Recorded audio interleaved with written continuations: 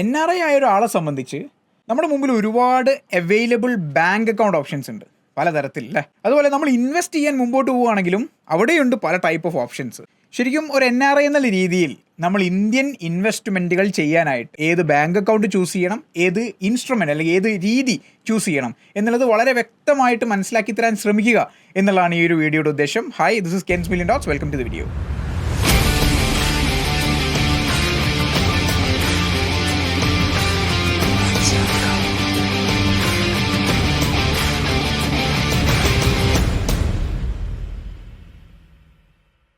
എനിക്ക് സ്ഥിരമായിട്ട് വരുന്നൊരു ക്വസ്റ്റ്യനാണ്, ഞാനൊരു NRI ആണ്, ഞാൻ NRE NRO എന്നൊക്കെ പറഞ്ഞ് ഒരുപാട് ടൈപ്പ് ഓഫ് ബാങ്ക് അക്കൗണ്ടുകളുണ്ട്, ഇതിൽ ഏത് ചൂസ് ചെയ്യണം?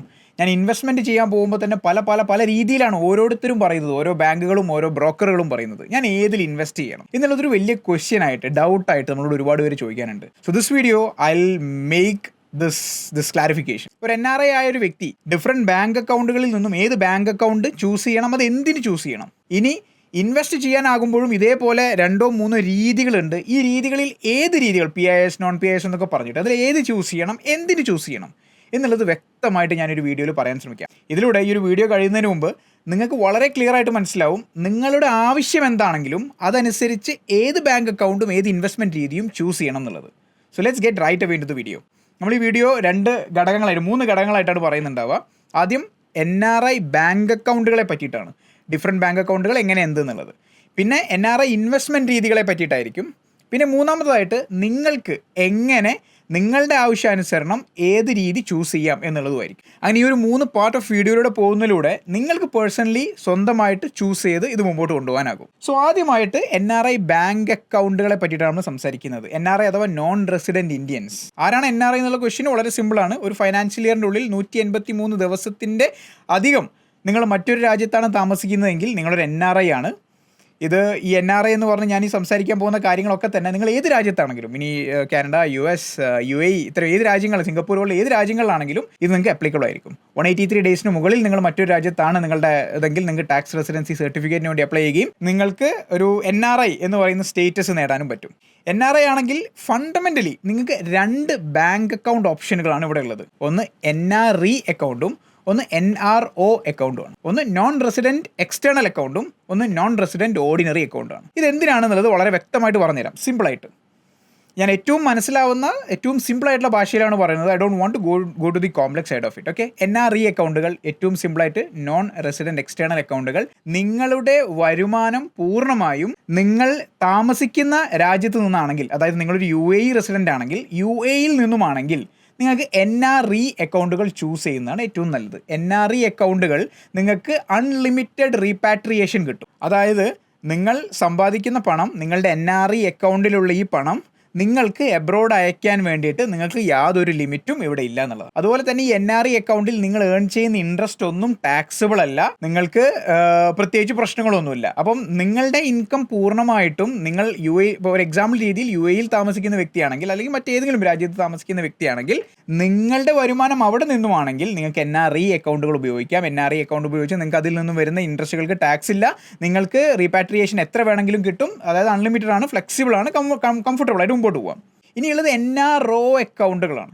NRO അക്കൗണ്ടുകൾ നിങ്ങൾ ഉപയോഗിക്കേണ്ട സാഹചര്യം എന്ന് പറയുന്നത് നിങ്ങളുടെ ഇൻകം നാട്ടിൽ നിന്നും, അതായത് നിങ്ങൾ ജനിച്ചിട്ടുള്ള ഇന്ത്യയിൽ നിന്നും അതോടൊപ്പം പുറത്ത് നിന്നും എബ്രോഡ്, നിങ്ങളിപ്പോൾ UAEയിൽ ആണെങ്കിൽ UAEയിൽ നിന്നും വരുന്നുണ്ട് എന്നാണെങ്കിൽ നിങ്ങൾക്ക് ഇത് രണ്ടും ഉപയോഗിക്കാൻ, അതിൽ രണ്ടും സേവ് ചെയ്യാനായിട്ട് നിങ്ങൾക്ക് എന്ത് ചെയ്യാം? NRO അക്കൗണ്ടുകൾ അഥവാ നോൺ റെസിഡൻറ്റ് ഓർഡിനറി അക്കൗണ്ടുകൾ ഉപയോഗിക്കാം. ഫോർ എക്സാമ്പിൾ പറയുകയാണെങ്കിൽ നിങ്ങൾ UAEയിൽ ജീവിക്കുന്ന ഒരു വ്യക്തിയാണ്, പക്ഷെ നിങ്ങൾക്ക് നാട്ടിലൊരു വീടും അതിനറൗണ്ട് ഒരു സ്ഥലം ഉണ്ടെന്ന് വിചാരിക്കുക. ഈ വീട് വാടകയ്ക്ക് കൊടുത്താണ് നിങ്ങൾക്ക് എല്ലാ മാസവും റെൻ്റൽ ഇൻകം വരുന്നുണ്ടെന്ന് വിചാരിക്കുക. അപ്പോൾ നിങ്ങൾക്ക് റെൻ്റൽ ഇൻകം ആയിട്ട് ഇന്ത്യയിൽ നിന്നും നിങ്ങളുടെ ജോലിയുടെ സാലറി ആയിട്ട് UAEയിൽ നിന്നും ഇൻകം വരുന്നുണ്ട് എന്നാണെങ്കിൽ ഈ പണത്തെ നിങ്ങൾക്ക് സേവ് ചെയ്യാനായിട്ടോ കീപ്പ് ചെയ്യാനായിട്ടോ NRO അക്കൗണ്ടുകൾ നിങ്ങൾക്ക് ഉപയോഗിക്കാം. NRO നോൺ റെസിഡൻറ്റ് ഓർഡിനറി അക്കൗണ്ടുകൾ ഉപയോഗിക്കാം. ഇതിൽ റീപാട്രിയേഷൻ ലിമിറ്റ് $1 million ആണ് ഒരു വർഷത്തിൽ. അതായത് ഒരു വർഷത്തിൽ $1 million വർത്ത് വരുന്ന എമൗണ്ട് നിങ്ങൾക്ക് എന്ത് ചെയ്യാം? എബ്രോഡ് അഥവാ UAEയിലേക്കോ അത്തരം രീതിയിലെ UAEയുടെ നിങ്ങളുടെ ബാങ്ക് അക്കൗണ്ടിലേക്ക് മാറ്റാം. റീപാട്രിയേഷൻ ലിമിറ്റ് $1 million ആണ് വരുന്നത്. ഇത് കുറച്ചുകൂടി ഫ്ലെക്സിബിൾ ആണോ എന്ന് ചോദിച്ചു കഴിഞ്ഞാൽ തീർച്ചയായിട്ടും ഇവിടെ നാട്ടിലും നിങ്ങൾക്കൊരു ഇൻകം ഉണ്ട്, പുറത്തെ രാജ്യത്തും നിങ്ങൾക്ക് ഇൻകം ഉണ്ടെങ്കിൽ NRO അക്കൗണ്ട് ഒരു ഏറ്റവും ബെസ്റ്റ് ഓപ്ഷനാണ്. ഏറ്റവും സിമ്പിളായിട്ട് നിങ്ങൾക്ക് ഇതിൽ ഏത് ചൂസ് ചെയ്യണമെന്ന് മനസ്സിലാക്കി തരാനുള്ള മാർഗ്ഗമാണ് ഞാൻ NRE NRO അക്കൗണ്ടുകളിലൂടെ നിങ്ങൾക്ക് ഇപ്പോൾ പറഞ്ഞു തന്നിട്ടുള്ളത്. ഇതിലൂടെ നിങ്ങൾക്ക് മനസ്സിലായിട്ടുണ്ടാവും നിങ്ങളുടെ സിറ്റുവേഷൻ അനുസരിച്ച് നിങ്ങൾക്ക് ഏതായിരിക്കും ഏറ്റവും ഫിറ്റ് എന്നുള്ളത്. ഇനി രണ്ടാമത്തെ കാര്യം, നമ്മൾ ഇൻവെസ്റ്റ്മെൻറ്റിലേക്ക് വരാം. ഇന്ത്യയിൽ മ്യൂച്വൽ ഫണ്ടോ സ്റ്റോക്കോ ട്രേഡിങ്ങോ FNO ഒക്കെ ആയിട്ട് നിങ്ങൾക്ക് ഇൻവെസ്റ്റ്മെൻറ്റ്സ് ചെയ്യണമെങ്കിൽ 2 രീതിയാണ് നമുക്ക് RBIയും SEBIയും മാൻഡേറ്റ് ചെയ്തിട്ടുള്ളത്. ഒന്ന് PIS രീതിയും ഒന്ന് നോൺ PIS രീതിയും. പോർട്ട്ഫോളിയോ ഇൻവെസ്റ്റ്മെൻറ്റ് സ്കീം എന്നാണ് PIS കൊണ്ട് ഉദ്ദേശിക്കുന്നത്. PIS ഇൻവെസ്റ്റ്മെൻറ്റ് രീതി എന്ന് പറയുന്നത് പോർട്ട്ഫോളിയോ ഇൻവെസ്റ്റ്മെൻറ്റ് സ്കീം രീതിയിലൂടെ നിങ്ങൾ ഇൻവെസ്റ്റ് ചെയ്യുന്നുണ്ടെങ്കിൽ ആദ്യം നമ്മൾ മനസ്സിലാക്കേണ്ടത് PISലൂടെ ഇൻവെസ്റ്റ് ചെയ്യുന്നത് പൂർണ്ണമായിട്ടും equity, mutual fund, long term investments എന്നുള്ള രീതിയിലായിരിക്കും. അതായത് നിങ്ങൾക്കൊരിക്കലും FNO ട്രേഡിങ്ങോ BTSTയോ ഇൻട്രാഡേ ട്രേഡിങ്ങോ ഒന്നും തന്നെ PIS അക്കൗണ്ടുകളിലൂടെ അഥവാ PIS ഇൻവെസ്റ്റ്മെൻറ്റ് രീതികളിലൂടെ നിങ്ങൾക്ക് ചെയ്യാൻ പറ്റില്ല.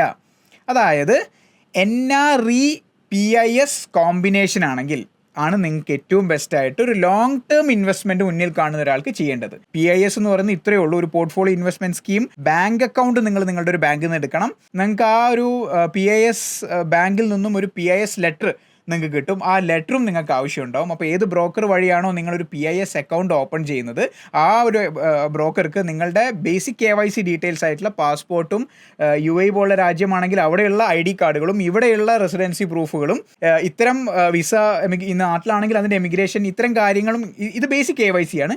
ഈ ബേസിക് KYCക്ക് പുറമെ നിങ്ങൾക്ക് PIS ലെറ്ററും PIS ബാങ്ക് അക്കൗണ്ടും മാൻഡേറ്ററി ആയിരിക്കും. നിങ്ങൾ ഏത് ബ്രോക്കർ വഴിയാണോ അക്കൗണ്ട് ഓപ്പൺ ചെയ്യുന്നത് ആ ബ്രോക്കർ സപ്പോർട്ട് ചെയ്യുന്ന PIS ബാങ്ക് അക്കൗണ്ടുകൾ എടുക്കാനായിട്ട് ശ്രദ്ധിക്കുക. അതാത് ബ്രോക്കറുകളുടെ വെബ്സൈറ്റുകളിൽ വളരെ ഈസി ആയിട്ട് അവൈലബിൾ ആയിരിക്കും. നിങ്ങൾക്ക് ഗൂഗിളിൽ ടൈപ്പ് ചെയ്ത് നോക്കിയാൽ മതി.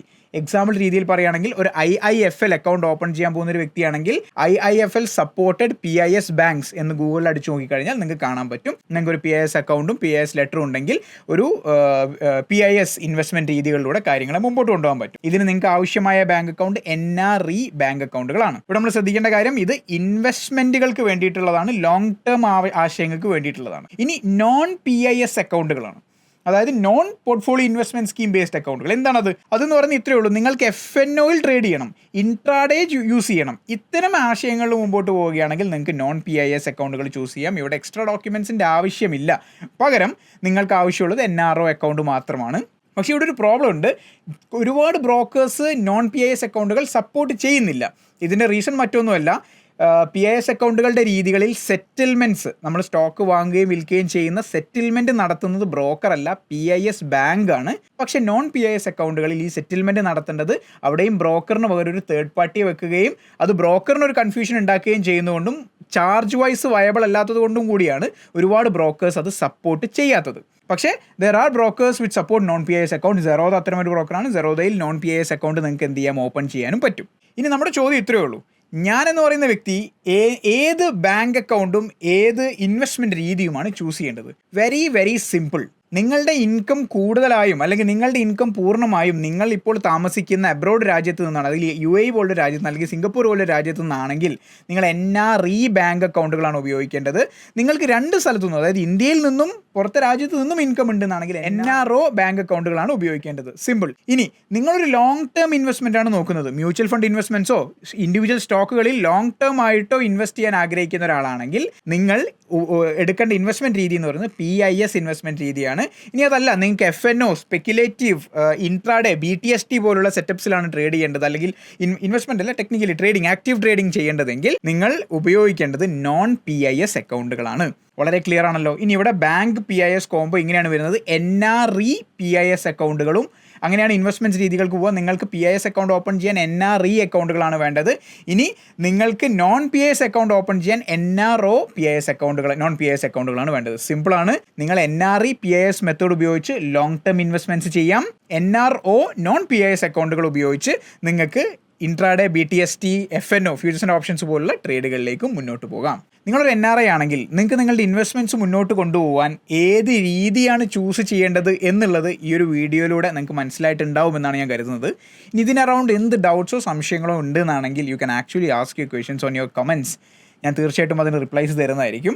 അതിലൂടെ നിങ്ങൾക്ക് കുറച്ചുകൂടി ഡീപ്പായിട്ട് നിങ്ങൾക്ക് അറിയേണ്ട കാര്യങ്ങൾ ഞാൻ പറഞ്ഞു തരികയും ഇനി അല്ല ഇതിന് അറൗണ്ട് ഒരു എക്സ്റ്റെൻഡഡ് വീഡിയോ കൂടുതൽ കാര്യങ്ങൾ സംസാരിക്കേണ്ടത് വേണമെങ്കിൽ അതും നിങ്ങൾക്ക് കമൻറ്റ് ചെയ്യാം. I can actually give you A very clear idea about it. നിങ്ങളൊരു NRI ആണ്, NRI അക്കൗണ്ട് ഓപ്പണിംഗ് ഏരിയയിൽ നിങ്ങൾക്കൊരു സപ്പോർട്ട് വേണമെന്നുണ്ടെന്നാണെങ്കിൽ നിങ്ങൾക്ക് ഞങ്ങളുടെ ടീമുമായിട്ട് കണക്ട് ചെയ്യാം. ഡിസ്ക്രിപ്ഷനിൽ ഞാൻ ഒരു വാട്സപ്പ് ലിങ്ക് കൊടുക്കുന്നുണ്ട്, അതിലേക്ക് നിങ്ങൾക്ക് വാട്സപ്പ് ചെയ്യാവുന്നതുമാണ്. സോ ഈ വീഡിയോയിലൂടെ നിങ്ങൾക്ക് ഏത് രീതിയിലാണ് ഇൻവെസ്റ്റ്മെൻറ്റ്സിനെയും ബാങ്ക് അക്കൗണ്ടിനെയും ക്ലബ് ചെയ്ത് കൊണ്ടുപോകേണ്ടത് എന്നുള്ളത് മനസ്സിലായിട്ടുണ്ടാവും എന്നാണ് ഞാൻ വിചാരിക്കുന്നത്. എന്തായാലും കൂടുതൽ വീഡിയോകൾക്ക് കാണാം. താങ്ക്